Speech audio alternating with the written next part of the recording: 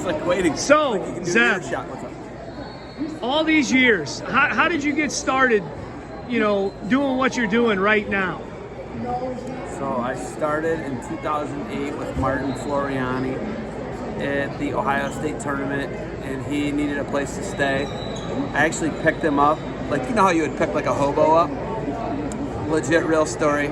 I gave him a ride from the 2007 UWW Akron University Nationals things. It's like 17 and under championships, but gave Martin Floriani a ride. I thought he was like this like hobo. Gave him a ride. He said his hotel was a mile or two away. It was not a mile or two away. Gave him a ride to his hotel 20 miles away.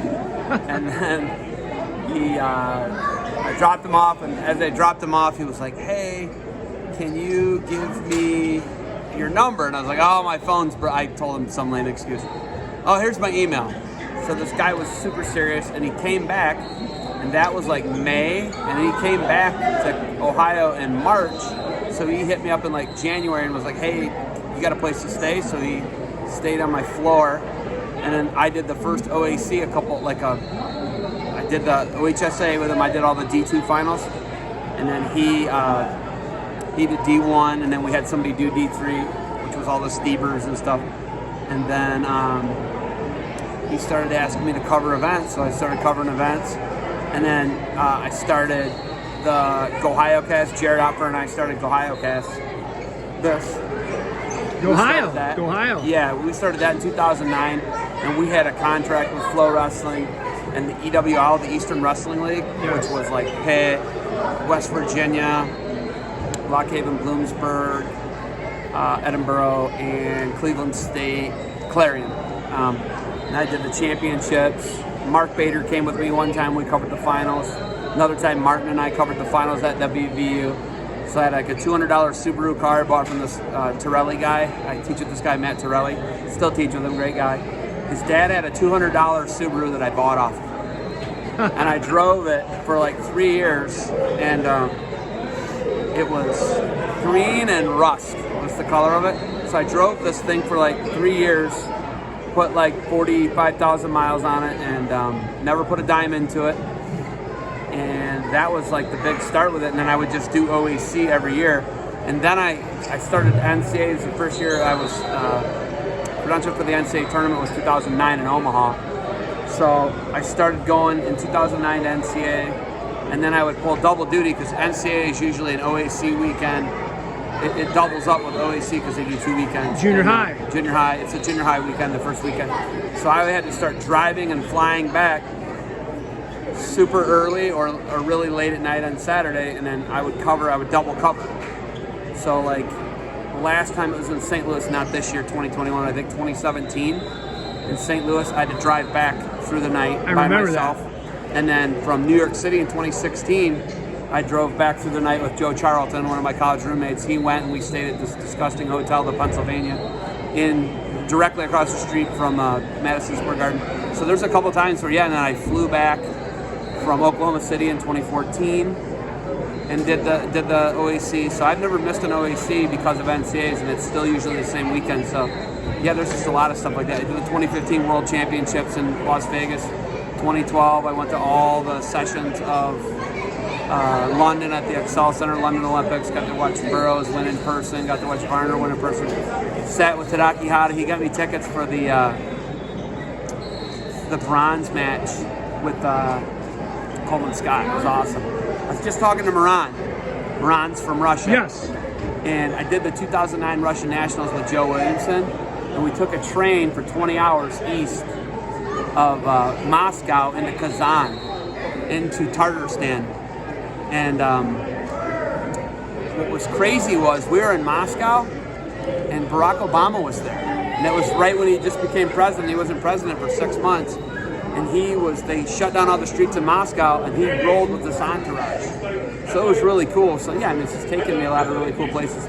2015 Worlds, and what I keep saying, a point of emphasis, the Excel Center 2012 Olympics, 2012 London, Excel Center, and then the Orleans Hotel in Vegas.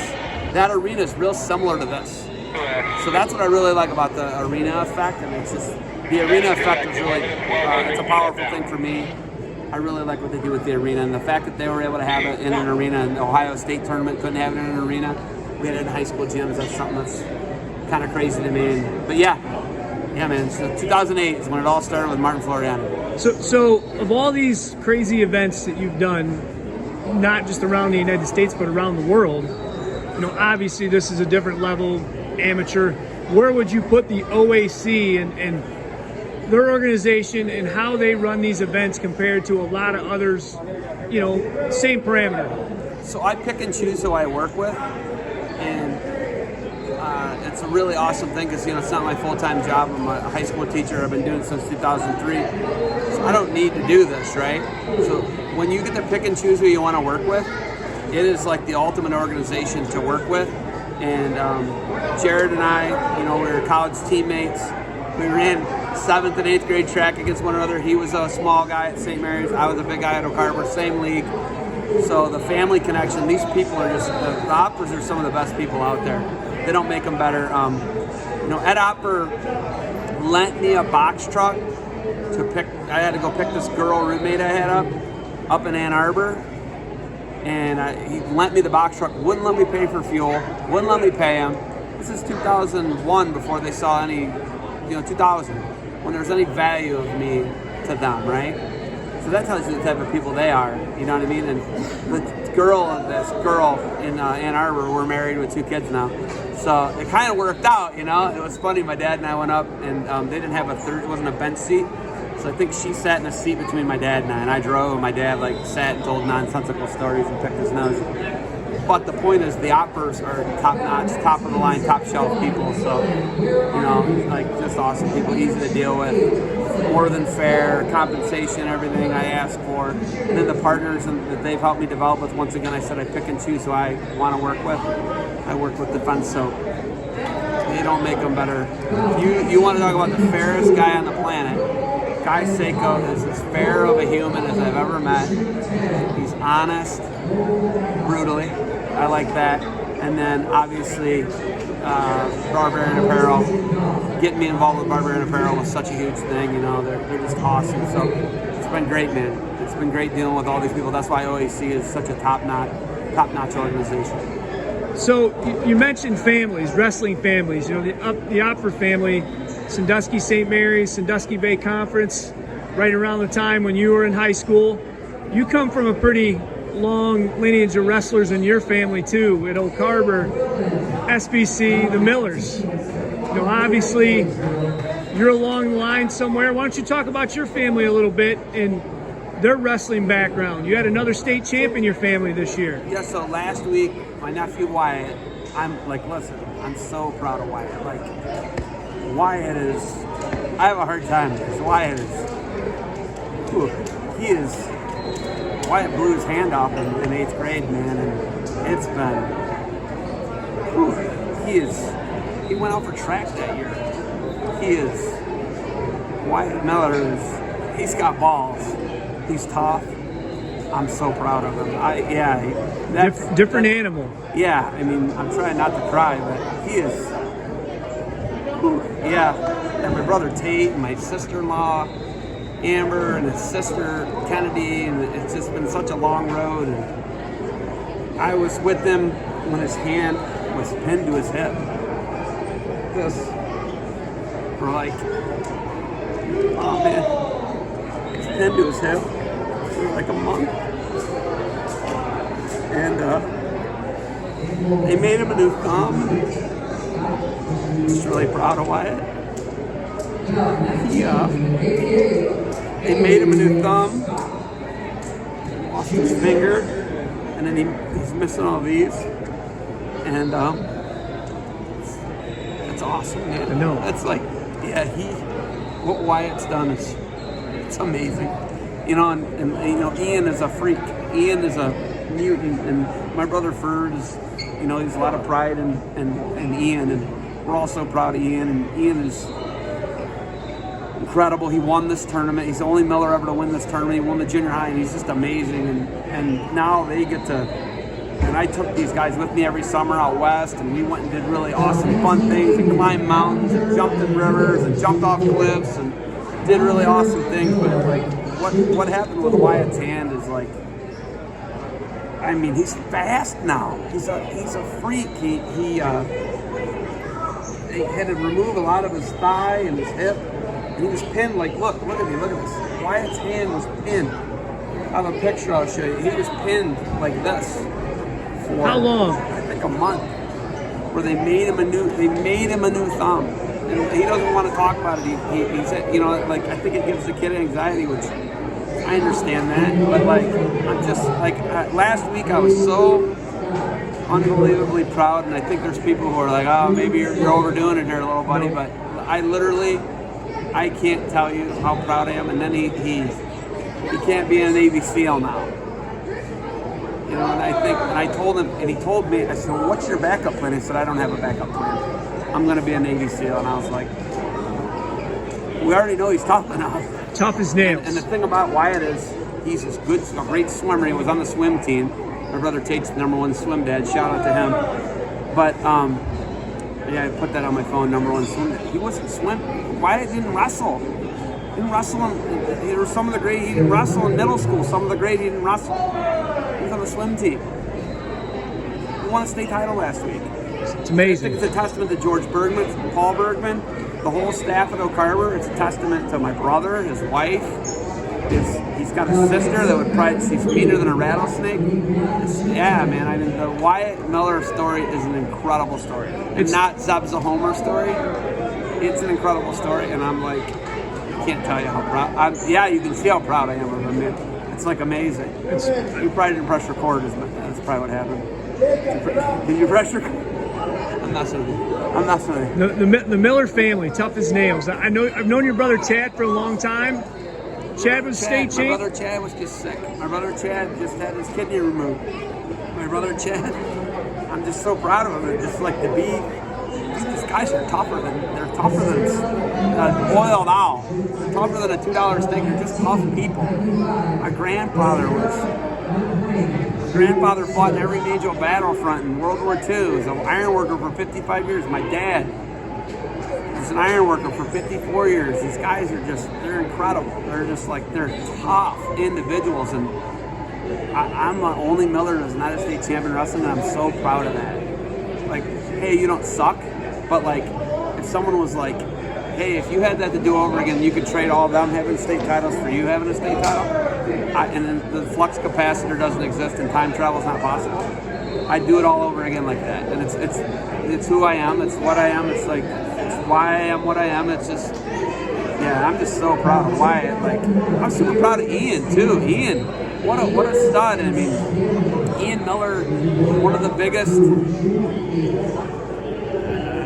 mess ups, clerical error in the NCAA tournament. You know, he loses. I was there. 2015, I was there. I was working media, and he loses on them not giving him a riding time point. And I remember I went, and his mom was there, and his mom's been a big part of his life. His mom has like always been there for him. And I remember being in the room. It was me, Matt Hill. He's the head coach at Edinburgh. He was the assistant coach then, Kent State, and we were just like, "Hey, dude, you can either buck up, strap up, go out and get it done in the round of 12, the blood round." Because he was an All-American the year before. You know, it's like when you're an All-American once, I think there's so much pressure let off those guys.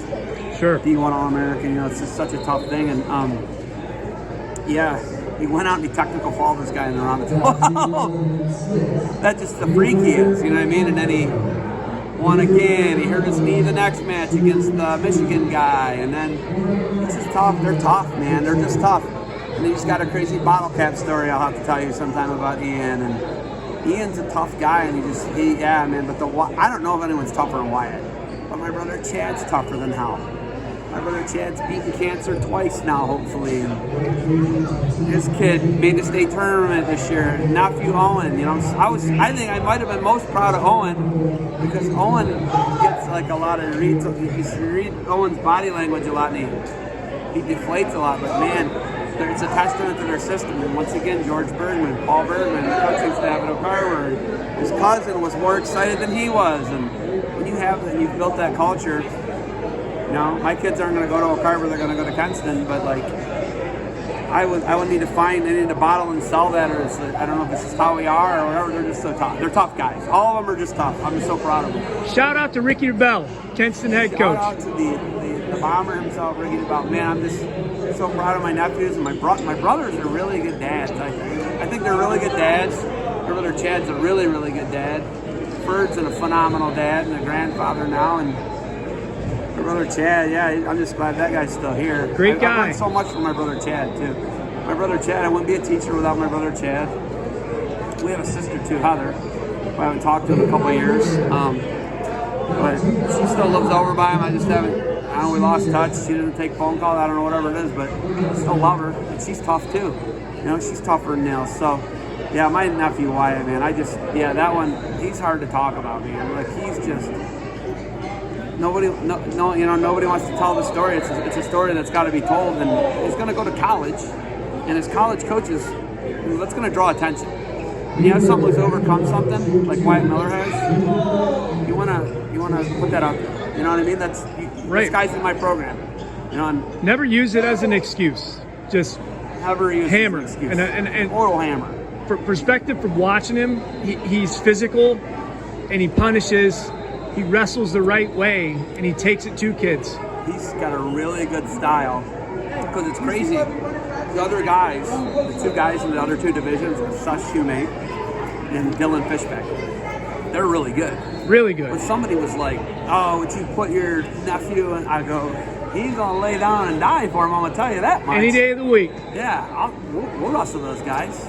Yep. He's got a good style for those guys, too, because he's got a low stance, and he's strong. He's hillbilly strong like his dad and his mom. So, yeah, why wouldn't I take that? And he's a goer. But I'm not calling. Sush Shumate's one of the best upperweights in the history of Ohio. Dylan Fishbeck's a total stud. They're both blue chippers. This other guy blew his hand off and chopped wood and carried water and figured it out. So it's like, I don't know. At some level, made no excuses. No, none. Yeah. Dude, Phenomenal. the best is Tate said he lost every race. He went out for track the year he blew his hand off and made a bunch of looked like he lost every race. Or finished close to last in every race. But he always finished. He never quit. And I think that's the biggest thing is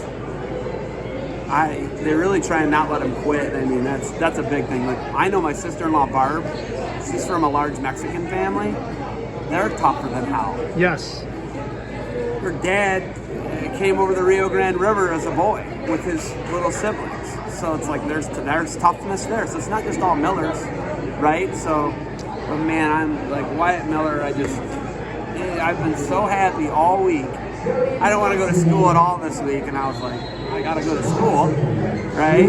But I'm like, I'm just so happy. It carried me through, man. I had a lot of energy. I felt so good, but I couldn't be more proud of someone than I am of Wyatt. Man, he is awesome kid, man. I take him out west with me. We went to the Redwoods together, and him and I hiked around. My dad couldn't, and my dad, him and I sat in a car for 7 days together, and then we went to wrestling camp with our buddy Kevin Roberts up in Coeur d'Alene, Idaho, and we went. Hey, my dad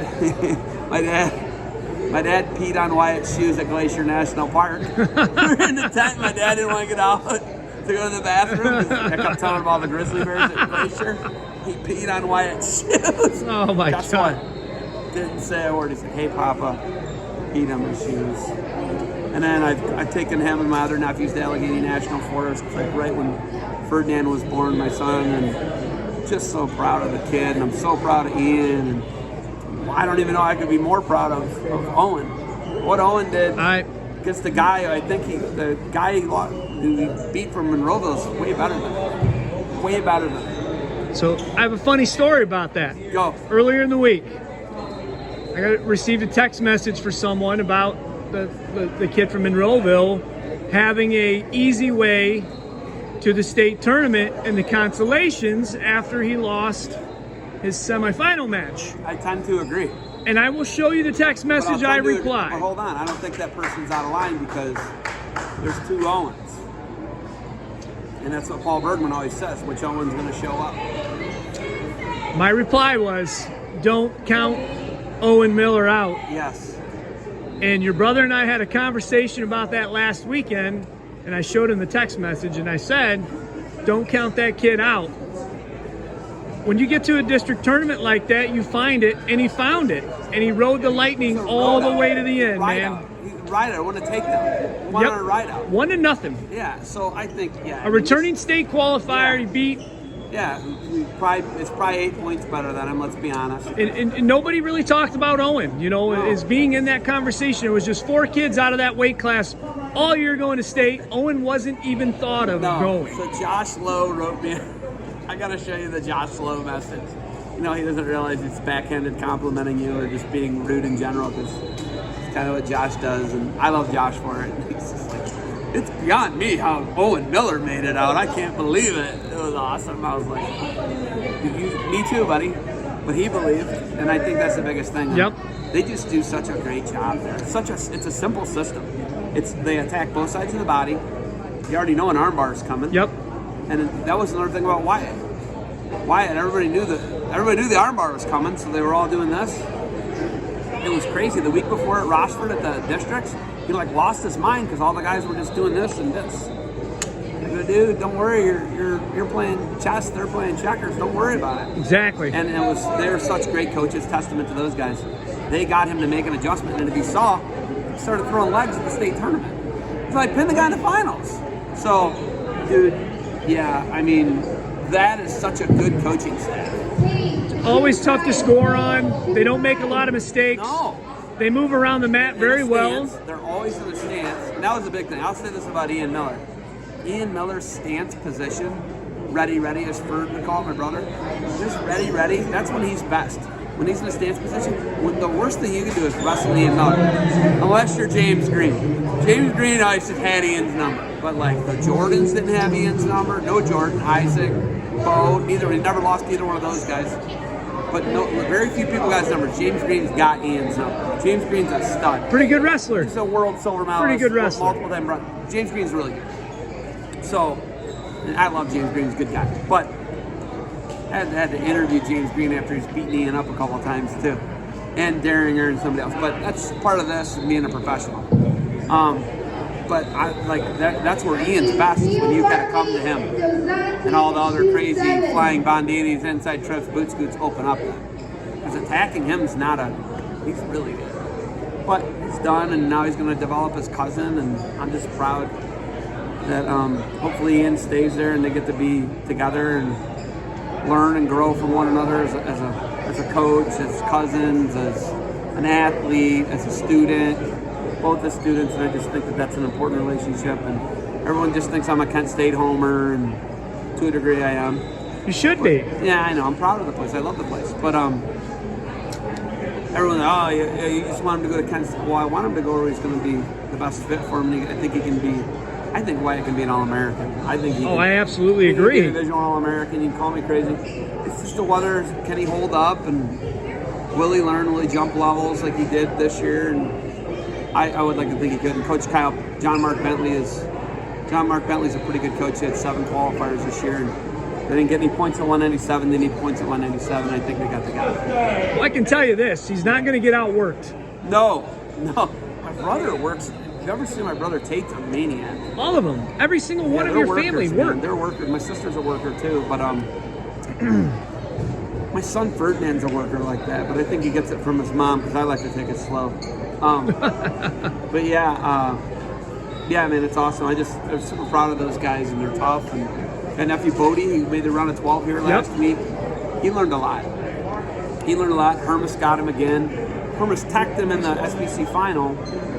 Hermas beat him here 6-1, 6-2. Yeah, it was close. It was closer.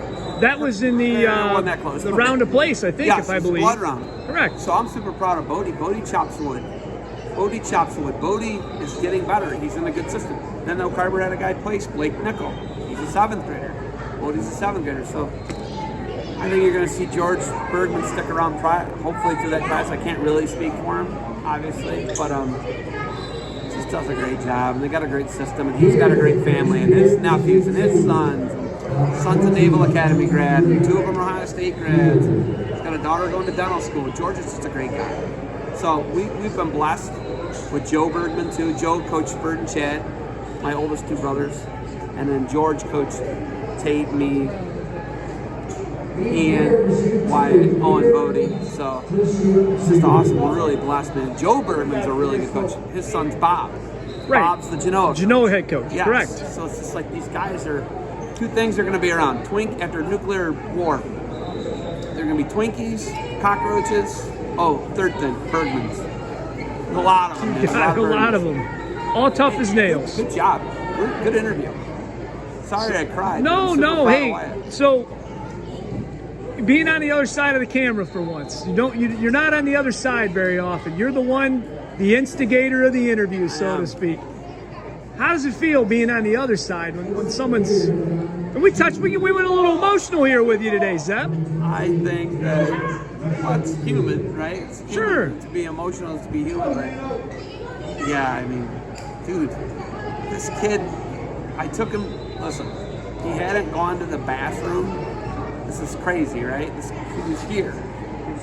Wyatt's was pinned to his hip like this, and he hadn't moved it or gotten up. And I took him to use the restroom for the first time in the bathroom, and he collapsed. And I was holding him, and his dad gets squeamish and makes him sick. My sister-in-law is a little tiny lady. If you've ever seen her, yeah, and he was he was about 150 pounds at that point. And I took him in to use the restroom. He hadn't used the restroom yet, and hadn't gone into the bathroom, and he collapsed.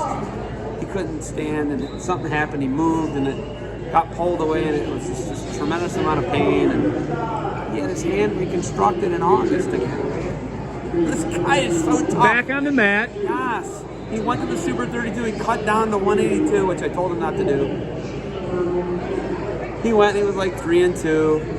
And then he reevaluated some things. He got big, he lifted, and he eats a lot. He's a bull. He's just a big, strong hillbilly. I don't know what else to tell you. He works really hard. Wyatt's very regimented. He's a worker. He cares about school. He's a good citizen. He cares about his cousins. He cares about his friends. He cares about his mom and his dad. He cares about his sister. He's a good person.